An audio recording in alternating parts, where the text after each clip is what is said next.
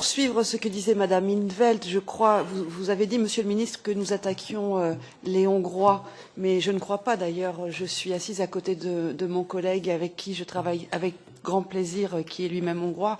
Je crois que l'objectif du Parlement européen et de l'Union européenne, c'est faire en sorte que ces valeurs et les droits fondamentaux soient respectés partout pour le bénéfice des citoyens européens et donc également des citoyens hongrois.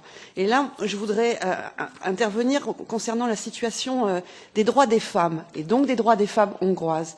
Le rapport du Conseil de l'Europe sur la santé et les droits sexuels reproductifs des femmes en Europe, qui a été publié ce mardi, indique qu'en Hongrie, les femmes, le gouvernement hongrois a supprimé le remboursement et la prise en charge des méthodes de contraception lorsque son utilisation vise à éviter une grossesse non prévue.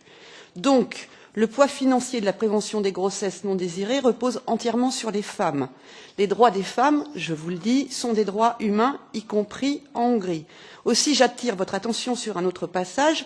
Le rapport rappelle que les migrantes sans papier sont exclues de tous les soins de santé hormis les soins d'urgence, ce qui signifie que les femmes migrantes enceintes n'ont pas accès aux soins prénataux et n'obtiennent le secours d'un médecin que lorsque le travail a commencé. C'est tout simplement inhumain.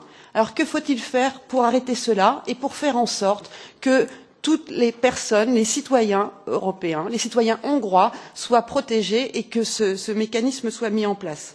Nous avons voté une résolution qui sera débattue en mars prochain pour l'activation de l'article 7. Mais il y a aussi, et là j'ai une question à la Commission européenne, nous avons voté en octobre 2016 la résolution de Madame in 't Veld pour mettre en place un mécanisme de l'état de droit dans lequel nous avions indiqué qu'il fallait que la Commission se prononce avant septembre 2017.